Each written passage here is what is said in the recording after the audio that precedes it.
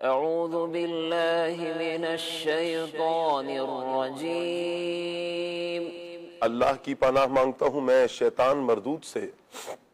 بسم اللہ الرحمن الرحیم اللہ کے نام سے شروع جو نہایت مہربان رحمت والا ہے۔ وَلَوْ أَنَّهُمْ آمَنُوا وَاتَّقَوْا لَمَثُوبَةٌ مِّنْ عِندِ اللَّهِ خَيْرٌ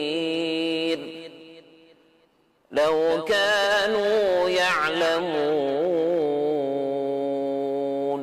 آسان ترجمہ قرآن کنز العرفان۔ اور اگر وہ ایمان لاتے اور پرہیزگاری اختیار کرتے تو اللہ کے یہاں کا ثواب بہت اچھا ہے اگر یہ جانتے۔ تفسیر تعلیم القرآن۔ فرمایا کہ اگر سابقہ زمانے کے یہودی جادو کی بجائے ایمان و تقوی کی روش اختیار کرتے اور زمانہ نبوی کے مخاطب یہودی نبی کریم صلی اللہ علیہ وآلہ وسلم اور قرآن پر ایمان لاتے تو اللہ کے ہاں ان کا ثواب ان کے لیے بہت اچھا ہوتا، کیونکہ آخرت کی تھوڑی سی نعمت دنیا کی بڑی بڑی نعمتوں سے اعلیٰ ہے۔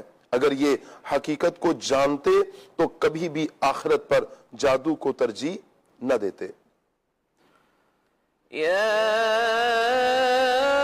ایہا الذین آمنوا لا تقولوا راعنا وقولوا انظرنا واسمعوا وَلِلْكَافِرِينَ عَذَابٌ أَلِيمٌ۔ آسان ترجمہ قرآن کنز العرفان۔ اے ایمان والو، رائنا نہ کہو اور یوں عرض کرو کہ حضور ہم پر نظر رکھیں اور پہلے ہی سے بغور سنو، کافروں کے لیے دردناک عذاب ہے۔ تفسیر تعلیم القرآن۔ اس آیت مبارکہ کا شان نزول سماعت فرمائیں۔ جب نبی پاک صلی اللہ علیہ وآلہ وسلم صحابہ اکرام کو کچھ تعلیم اور تلقین فرماتے تو وہ کبھی کبھی درمیان میں عرض کرتے رائنا یا رسول اللہ۔ اس کے معنی یہ ہے کہ یا رسول اللہ ہمارے حال کی رعایت فرمائیں، یعنی کلام اقدس کو اچھی طرح سمجھ لینے کا موقع دیجیے۔ یہودیوں کی لغت میں یہ کلمہ بے ادبی کا معنی رکھتا تھا اور انہوں نے اسی بری نیت سے کہنا شروع کر دیا۔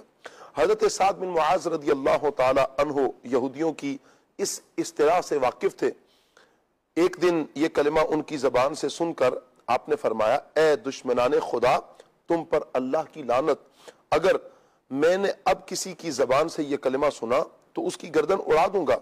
یہودیوں نے کہا، ہم پر تو آپ برہم ہوتے ہیں جبکہ مسلمان بھی تو یہی کہتے ہیں۔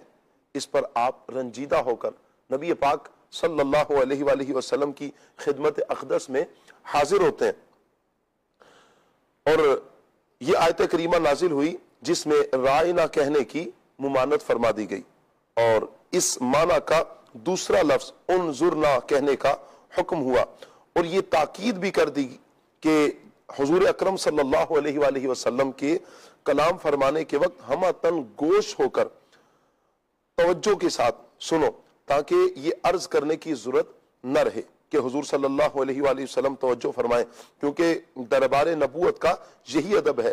اور جو یہودی نبی پاک صلی اللہ تعالی علیہ وآلہ وسلم کی توہین اور ان کے بارے میں بے ادبی والے الفاظ استعمال کرتے ہیں، ان کے لیے دردناک عذاب ہے۔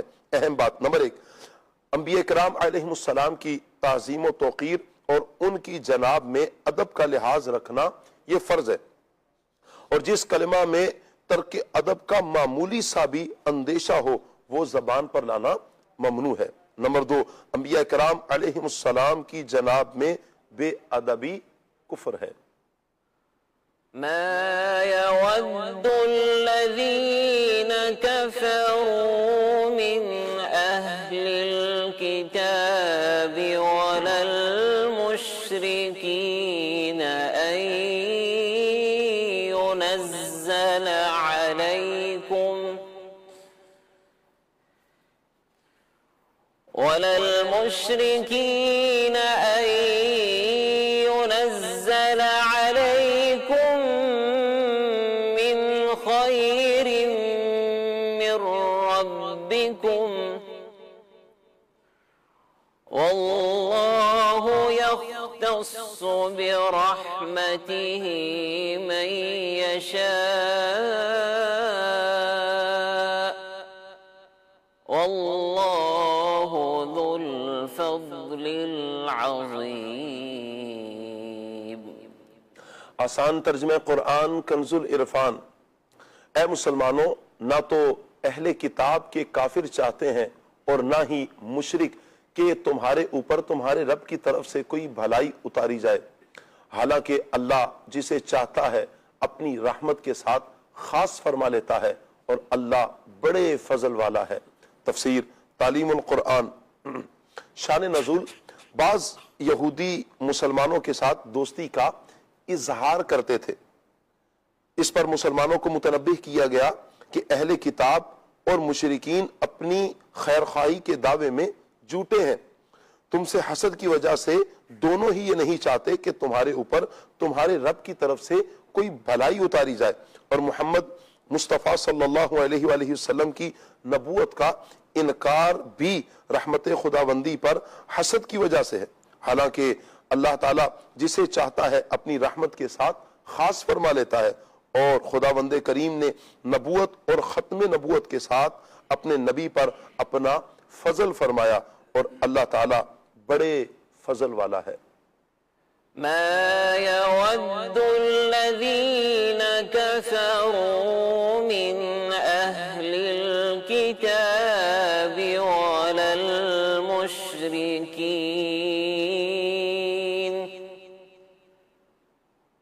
المشركين أن ينزل عليكم من خير من ربكم والله يختص برحمته من يشاء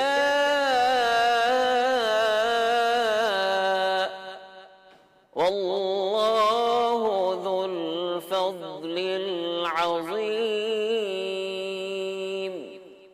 صدق الله العظيم. جزاک اللہ.